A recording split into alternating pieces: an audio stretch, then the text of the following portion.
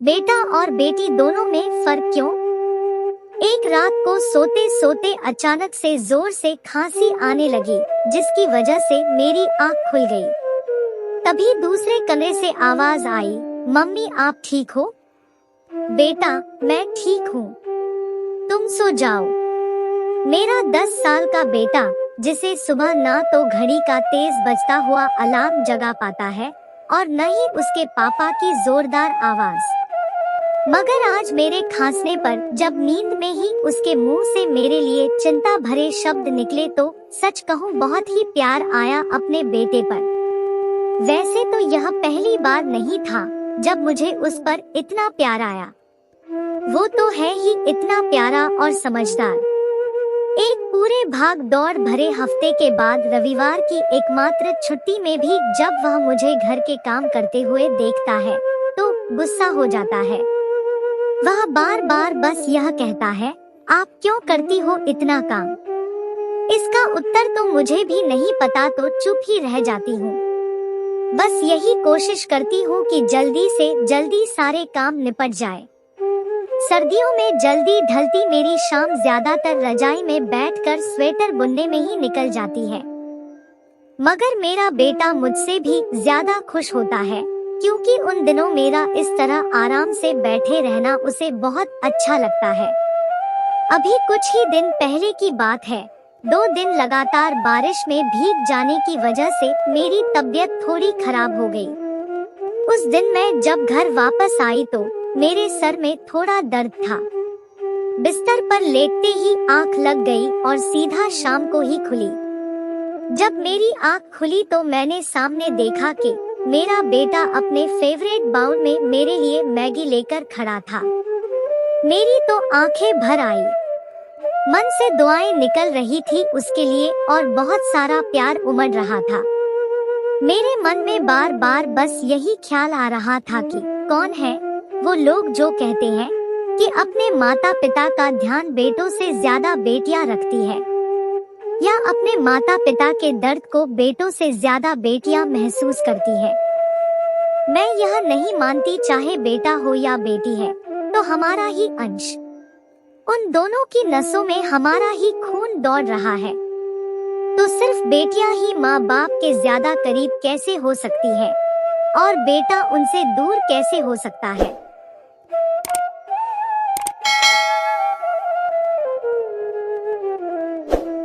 मैं तुम्हारे बच्चों की देखभाल करूं या तुम्हारी बीमार माँ की? शिल्पा देखो तो तुम्हारा लाडला बेटा तुम्हारे लिए कितना रो रहा है। मोहित ने ड्राइंग रूम से आवाज देते हुए कहा। ओफो, चैन से कुछ भी नहीं कर सकती, बाथरूम में थी। अभी जनाब को मेरी जरूरत है इसलिए रो रहे हैं मेरे लिए। जब इन्हें मेरी जरूरत नहीं होगी तब शहजादे पूछेंगे भी नहीं। शिल्पा बाथरूम से आकर हाथ पोंछते हुए सहज भाव से बोली। मोहित यह सुनकर एकदम से संजीदा हो गया। उसके सामने उसकी बेचारी माँ का चेहरा आ गया। वह सोचने लगा, उसके मम्मी पापा ने भी तो कितनी परेशानी उठाई होगी ना, क्योंकि पापा की सिर्फ 15,000 की एक प्राइवेट जॉब थी। इतनी कम सैलरी में पापा ने 4 लोगों के परिवार को कितनी परेशानी से पाला होगा, ये तो वही जानते होंगे। मोहित को तो बस इतना याद है कि पापा देर रात तक ओवर टाइम करते थे और मम्मी हम दोनों भाइयों के लिए चूल्हा फूंक फूंक कर रोटी बनाती थी। और जब हम बड़े हो गए, परिवार का सहारा बनने के लायक हो गए तो अपने मम्मी पापा को भूल ही गए। पापा के देहांत के बाद माँ कितनी अकेली और लाचार हो गई है। ऐसी स्थिति में अपनी लाचार माँ को अपने साथ ना रखने का विचार कितना गलत है। माना कि मेरे बड़े भाई माँ को अपने साथ नहीं रखना चाहते तो क्या मेरा यह फर्ज नहीं है कि मैं माँ को अपने साथ रखूं? माँ को अपने साथ रखने से कौन सा मेरा खजाना खत्म हो जाएगा? यह तो प्यार की बात है दूध का कर्ज चुकाने की। फिर मेरे मन में ये ईर्ष्या कहाँ से आ गई? माँ भैया के घर जाने के लिए बिल्कुल भी राजी नहीं थी, फिर भी मैंने शिल्पा के दबाव में आकर मैंने माँ को भैया के घर भेज दिया। एक बार फोन करके माँ का हाल चाल पूछ लेता हूँ। यह सोचते हुए मोहित अपने बड़े भाई कपिल को फोन करने लगा तो शिल्पा ने पूछा, ये सुबह सुबह किसे फोन कर रही हैं? माँ को, मोहित ने रुंधे हुए गले से कहा। माँ को फिर से अपने पास बुलाने का सोच रहे हो क्या?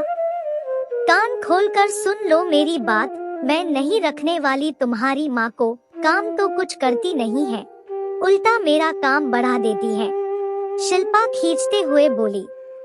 शिल्पा, मोहित जोर से चिल्लाया। आपके चिल्लाने से कुछ नहीं होगा।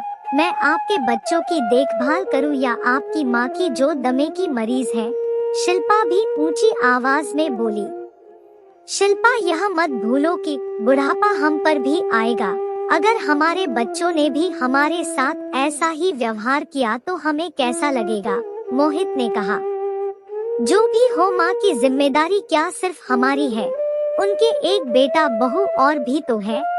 हमारे पास तो इतनी आमदनी भी नहीं है, उस पर पूरे परिवार का खर्च उनको भी रखकर मैं और परेशानी नहीं उठाना चाहती। हर महीने हजारों रुपए का तो उनका दवाइयों का खर्चा है, शिल्पा चिढ़कर बोली। शिल्पा, बस करो। माँ पर कितना खर्चा हुआ था इसका पूरा ध्यान रखा तुमने? कोई भी माता पिता अपने बच्चों की परवरिश कितनी मुश्किल से करते हैं, इस बात का एहसास तुम्हें माँ बनने के बाद भी नहीं हुआ? मोहित गुस्से में बोला। मोहित, ये एहसास केवल मुझे ही होगा क्या? तुम्हारे भैया भाभी को भी तो यह एहसास होना चाहिए, शिल्पा बेरुखी से कहते हुए अपने कमरे में चली गई। मोहित के सामने अपनी लाचार माँ का चेहरा घूम गया। मैं कहाँ जाऊंगी बेटा, कपिल की पत्नी तो मुझे एक आंख भी देखना पसंद नहीं करती। अब मेरे पति नहीं रहे, अगर तुम लोग भी मेरा साथ छोड़ दोगे तो मैं कहाँ धक्के खाती फिरूंगी? जाते समय माँ बुरी तरह गिड़गिड़ा रही थी। अब मैं क्या करूँ माँ, तुम्हें और शिल्पा में बनती नहीं है और मेरी आमदनी भी इतनी नहीं है कि तुम्हारी दवाइयों का खर्च उठा सकूं, मोहित ने हिचकिचाते हुए कहा। वाह बेटा, हमने कितनी परेशानी उठाकर तुम दोनों को पाला, खुद तकलीफ सही, मगर तुम दोनों को कोई तकलीफ नहीं होने दी और आज तुम दोनों भाइयों में मुझ अकेली माँ का खर्च उठाने की ताकत नहीं है। साफ साफ क्यों नहीं कहते कि अब तुम्हें माँ की नहीं पत्नी की जरूरत है? यह कहकर माँ ने झट अपना टीन का बक्सा उठाया और चल दी। मोहित का मन आत्मग्लानि से भर गया। अपनी माँ का हाल चाल लेने के लिए उसने तुरंत अपने बड़े भाई कपिल को फोन किया। फोन उसकी भाभी ने उठाया। हेलो हेलो भाभी, मैं मोहित बोल रहा हूँ, क्या माँ आपके आसपास है? माँ तो आपके पास थी ना, यहाँ अकेले कैसे आएंगी? भाभी ने बेरुखी से जवाब दिया। क्या माँ वहाँ नहीं है तो कहाँ चली गई? मोहित ने घबराते हुए कहा। इतना कहकर मोहित की भाभी ने फोन काट दिया। माँ वहाँ नहीं गई तो कहाँ गई होंगी, कहाँ ढूंढूं उन्हें? मोहित अपना सर पकड़कर सोफे पर बैठ गया। ये लो चाय पी लो, इससे थोड़ी फुर्ती आ जाएगी, शिल्पा चाय का कप रखते हुए बोली। नहीं पीनी है मुझे चाय, तुमने ही माँ को घर से बाहर निकाला है और वो भैया के घर भी नहीं गई। पता नहीं मेरी माँ कहाँ होंगी, किस हाल में होंगी, कहीं उन्हें कुछ हो गया तो? यह कहकर मोहित बच्चों की तरह रोने लगा। शिल्पा को भी इस बात का बहुत अफसोस हो रहा था। वह दिल की इतनी बुरी नहीं थी। उसका सोचना था उसके जेठ जी बैंक में मैनेजर है, उनकी सैलरी भी अच्छी है, माँ जी वहाँ आराम से रहेंगी। मगर उसे इस बात का बिल्कुल अंदाजा नहीं था कि माँ जी वहाँ ना जाकर कहीं और चली जाएंगी। अगर माँ जी को कुछ हो गया तो वह अपने आप को कभी माफ नहीं कर पाएगी। वो बार बार भगवान से प्रार्थना करने लगी, भगवान मेरी गलती की सजा माँ जी को मत देना, उनकी रक्षा करना। उन दोनों ने मिलकर हर संभव जगह पर उन्हें देखा मगर वो कहीं नहीं मिली। तब हारकर उन्होंने पुलिस में रिपोर्ट दर्ज करवाई। तब कुछ दिनों बाद उन्हें पता चला कि वह एक वृद्धाश्रम में है। वो दोनों तुरंत वहाँ पहुँचे। वहाँ जाकर शिल्पा अपनी सास के पैर पकड़कर बोली, मुझे माफ कर दीजिए माँ जी, मुझसे बहुत बड़ी गलती हो गई। रहने दे बहू, ज्यादा ढोंग मत कर, मैं तुम लोगों पर बोझ बन गई थी ना, इसलिए यहाँ आ गई। तुम लोग आराम से रहो, मेरी शुभकामनाएं तुम लोगों के साथ है। फिर उन्होंने अपने बेटे की ओर देखा। मेरे दिल से एक बात निकल रही है बेटा, भगवान करे तुम्हारे बच्चे तुम्हारी तरह ना निकले। मैं नहीं चाहती बेटा तुम्हें भी ऐसे दिन देखने पड़े। जिंदगी के आखिरी पड़ाव में हर किसी की यही इच्छा होती है कि उसका हर पल अपनों के बीच बीते, मगर मेरा ऐसा भाग्य कहाँ। मुझे माफ कर दो माँ, मुझे आज भी आपके आशीर्वाद की जरूरत है माँ। घर चलो माँ, मोहित ने दर्द भरे भाव से कहा। हाँ माँ जी, पुरानी बातें भूल जाइए, वो आपका ही घर है, हम लोग आपके अपने हैं। माँ जी, स्वार्थ की परत अब मेरी आंखों से हट गई है माँ जी, शिल्पा पश्चाताप भरे स्वर में बोली तो उसकी सास की आंखें भर आई और उन्होंने अपने बेटे और बहू को गले लगा लिया।